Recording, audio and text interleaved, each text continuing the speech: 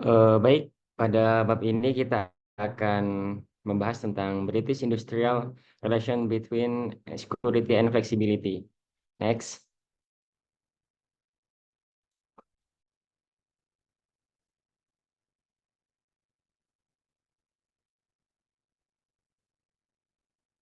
Yang pertama itu adalah pendahuluan. Istilah hubungan industrial muncul sebagai sebuah bidang studi khusus pada pertengahan abad ke-20. Awalnya sebagai sebuah konsep Anglo-Amerika, selama tahun 1960-an, istilah ini menyebar ke negara-negara Eropa lainnya. Seringkali sebagai terjemahan harfiah dan terkadang jelas merupakan terjemahan asing. Industrielle Beziehungen and dalam bahasa Jerman, yaitu Relazioni Industriali dalam bahasa Italia. Perancis mempertahankan beberapa otonomi dengan relation professionalis. Profesional yang berarti pekerjaan dalam bahasa Perancis, bukan profesional. Next.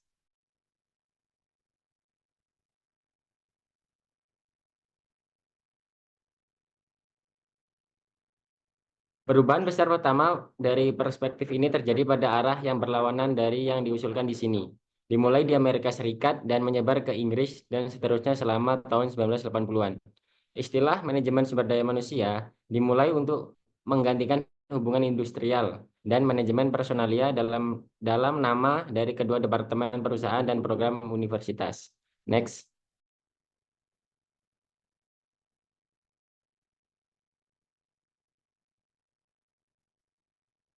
Untuk materi selanjutnya akan dijelaskan oleh rekan saya.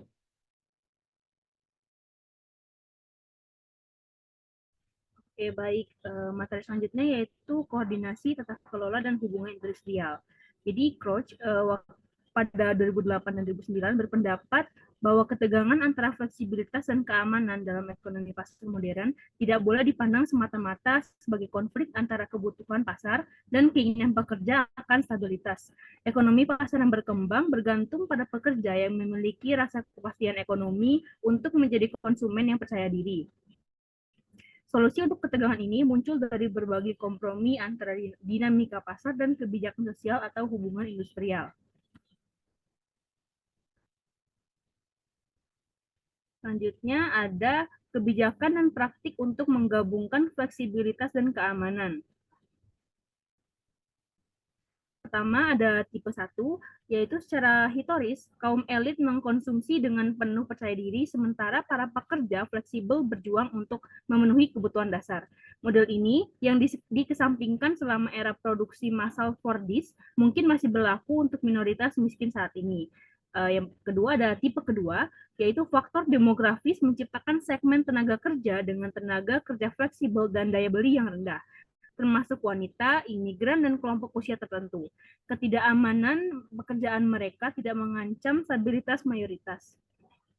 Yang ketiga, yaitu tipe ketiga, ekonomi yang berorientasi ekspor bergantung pada kepercayaan konsumen di luar negeri, sehingga ketidakamanan tenaga kerja dalam negeri menjadi kurang relevan, seperti yang terlihat di negara-negara yang baru melakukan industrialisasi. Selanjutnya, tipe keempat, model asuransi individu menyarankan agar masyarakat menabung untuk menghadapi risiko di pasar bebas. Namun, kegagalan pasar menghalangi hal ini, sehingga mendorong intervensi pemerintah melalui asuransi sosial. Tipe kelima, utang swasta tanpa jaminan memungkinkan konsumsi yang tidak tergantung pada pendapatan pasar tenaga kerja, yang difasilitasi oleh peningkatan kepemilikan rumah dan deregulasi pasar keuangan, terutama di Amerika Serikat, Inggris, dan Irlandia. Tipe keenam, perusahaan dapat menawarkan jaminan pekerjaan melalui pasar internal dan rantai pasokan yang membedakan antara orang dalam yang aman dan orang luar yang tidak aman. Tipe ketujuh, kawasan industri dengan perusahaan kecil dan menengah yang mengelompokkan memberikan jaminan pekerjaan yang dirasakan, meskipun mereka rentan terhadap penurunan di seluruh sektor. Tipe ke-8, perundingan kolektif dapat menyeimbangkan fleksibilitas dan keamanan, memungkinkan negosiasi strategis, tetapi juga dapat menyebabkan diskriminasi terhadap pekerja yang kurang aman. Tipe 9, pemerintah dapat menstabilkan permintaan melalui kebijakan Keynesian dengan menggunakan pengeluaran publik untuk mengurangi ketidakamanan pasar tenaga kerja. Tipe ke-10, melindungi industri utama dapat memberikan keamanan kerja bagi pekerja di sektor tersebut, sambil membebankan beban fleksibilitas pada sektor lainnya. Tipe ke-11, kebijakan sosial seperti asuransi pengangguran dan pensiun bertujuan untuk mempertahankan daya beli dan mengatasi ketidakstabilan pasar tenaga kerja. Tipe ke-12, layanan publik dapat mengurangi kecemasan dengan memisahkan konsumsi dari pendapatan yang mengarah pada peningkatan lapangan kerja dan daya beli.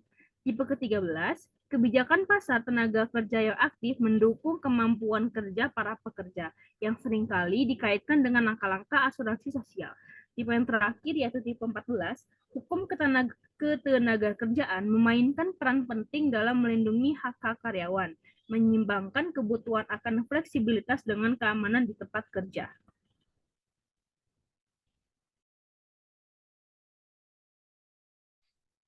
Baik, materi selanjutnya akan dijelaskan oleh saya sendiri, yaitu mengenai jenis kebijakan dan praktik serta ragam kapitalisme. Yang pertama itu ada jenis kebijakan dan praktik beberapa jenis kebijakan dan praktik umum yang sering dijumpai itu antara lain ada 5 kebijakan. Yang pertama itu ada kebijakan fiskal, kebijakan moneter, regulasi pasar, kebijakan sosial, dan kebijakan industri. Yang pertama itu kebijakan fiskal, yaitu pemerintah mengatur pendapatan dan pengeluaran negara untuk mencapai tujuan ekonomi tertentu, seperti misalnya pertumbuhan ekonomi, stabilitas harga, dan mengurangi pengangguran. Yang kedua itu kebijakan moneter. Bank sentral mengatur jumlah uang yang beredar dalam perekonomian untuk mencapai tujuan inflasi yang stabil dan pertumbuhan ekonomi yang berkelanjutan. Yang ketiga itu regulasi pasar. Pemerintah membuat aturan untuk mengatur aktivitas pasar, melindungi konsumen, dan mencegah praktik monopoli. Yang keempat itu ada kebijakan sosial. Pemerintah memberikan bantuan sosial kepada masyarakat yang membutuhkan seperti program bantuan pangan, tunjangan keluarga, dan jaminan kesehatan. Lalu yang terakhir itu ada kebijakan industri. Pemerintah memberikan dukungan kepada sektor industri tertentu melalui insentif, subsidi, atau perlindungan terhadap persaingan asing. Lalu yang kedua itu ada berbagai macam sistem kapitalisme dengan karakteristik yang berbeda-beda. Antara lain kapitalisme liberal, kapitalisme negara kesejahteraan, kapitalisme teratur, dan kapitalisme kawan. Yang pertama itu kapitalisme liberal, yaitu sistem ekonomi yang memberikan kebebasan yang sangat besar kepada pasar untuk mengatur dirinya sendiri dengan minimal intervensi pemerintah. Yang kedua, kapitalisme negara kesejahteraan. Sistem ekonomi yang menggabungkan mekanisme pasar dengan peran aktif pemerintah dalam menyediakan layanan publik dan melindungi masyarakat dari risiko sosial. Yang ketiga, itu ada kapitalisme teratur, sistem ekonomi yang menggabungkan mekanisme pasar dengan peraturan pemerintah yang ketat untuk mencegah praktik monopoli dan melindungi konsumen. Lalu yang terakhir ada kapitalisme kawan, yaitu sistem ekonomi yang didominasi oleh sekelompok kecil perusahaan besar yang memiliki hubungan yang erat dengan pemerintah. Baik, selanjutnya akan dijelaskan oleh rekan saya. Baik, materi selanjutnya berkaitan dengan fleksibilitas dan keamanan dalam pekerjaan di Inggris. Yang pertama itu berkaitan dengan fleksibilitas dan ketidakamanan pekerja. Sejak tahun 80-an itu pasar tenaga kerja di Inggris mengalami peningkatan fleksibilitas, tetapi ini juga diikuti oleh peningkatan ketidakamanan terutama di kalangan pekerja imigran dan pekerja paruh waktu. Nah, di mana di sini banyak pekerja paruh waktu, terutama perempuan, bekerja dalam kondisi yang fleksibel namun tidak pasti. Ini memberikan keuntungan bagi pemberi kerja di mana mereka bisa mengatur tenaga kerja sesuai dengan kebutuhan mereka. Tetapi di sisi lain, pekerja seringkali menghadapi ketidakstabilan pendapatan dan ketidakpastian dalam jaminan pekerjaan mereka. Next slide. Yang kedua yaitu pengaruh kebijakan pemerintah. Pemerintah Inggris sejak tahun 1980-an telah mendorong deregulasi pasar tenaga kerja. Langkah ini bertujuan untuk meningkatkan fleksibilitas dalam perekrutan dan pemutusan hubungan kerja. Salah satu kebijakan yang menonjol adalah pengenalan upah minimum pada tahun 1997 oleh pemerintahan Partai Buruh. Ini bertujuan untuk memberikan perlindungan dasar bagi pekerja berpendapatan rendah yang sebelumnya seringkali bekerja di bawah kondisi yang tidak menguntungkan. Next slide. Yang ketiga yaitu peran utang pribadi, di mana di sini utang sebagai solusi pasar. Di Inggris, utang pribadi terutama melalui hipotek dan kredit konsumen telah menjadi salah satu cara utama untuk mempertahankan daya beli meskipun ada ketidakamanan pekerjaan. Sejak tahun 1980-an, penggunaan utang untuk konsumsi rumah tangga meningkat pesat.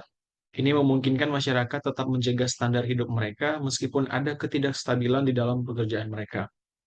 Namun, ketergantungan yang tinggi pada utang juga akan membawa risiko, terutama jika pasar keuangan mengalami guncangan seperti yang terlihat selama krisis keuangan global pada tahun 2008. Next slide. Yang keempat yakni perlindungan hukum dan hak dari pekerja, deregulasi dan pengurangan proteksi. Regulasi pasar tenaga kerja di Inggris telah mengalami deregulasi yang besar-besaran yang mengurangi perlindungan hukum yang tersedia bagi pekerja. Namun demikian, ada beberapa peningkatan dalam hak tertentu, terutama yang terkait dengan peningkatan partisipasi dari tenaga kerja. Misalnya ada kebijakan yang mendukung kelompok tertentu seperti orang tua tunggal dan kelompok minoritas etnis untuk lebih terlibat dalam angkatan kerja. Namun secara keseluruhan, deregulasi ini berarti bahwa pekerja Inggris menghadapi lebih banyak ketidakpastian dalam pekerjaan mereka dibandingkan pekerja di banyak negara Eropa lainnya. Next slide. Yang terakhir ada dampak dan tantangan masa depan, krisis dan keseimbangan yang diperlukan. Model ekonomi Inggris yang mengandalkan fleksibilitas tinggi dan proteksi rendah saat ini menghadapi tantangan yang sangat besar, terutama terkait dengan ketergantungan yang tinggi pada utang rumah tangga. Krisis keuangan global telah menunjukkan resiko besar dari model ini. Kedepan, Inggris perlu menemukan keseimbangan yang lebih baik antara fleksibilitas di pasar tenaga kerja dan kebutuhan untuk memberikan keamanan yang lebih baik bagi pekerja. Ini penting tidak hanya untuk stabilitas ekonomi, namun juga untuk kesejahteraan sosial secara keseluruhan.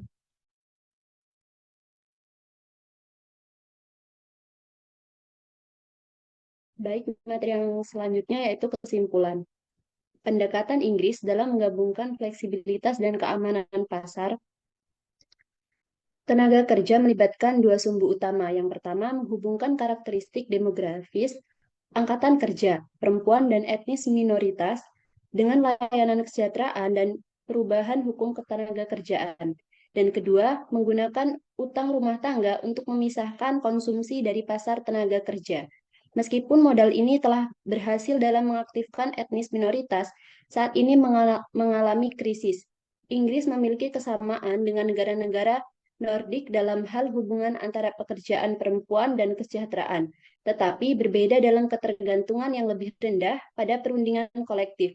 Jerman memiliki model yang berbeda dengan ketergantungan pada ekspor dan sistem pelatihan yang kuat, serta rendahnya kepemilikan rumah dan penghindaran hutang, membuat upaya meniru kebijakan Inggris kurang berhasil. Sekian presentasi dari kelompok kami ucapkan terima kasih.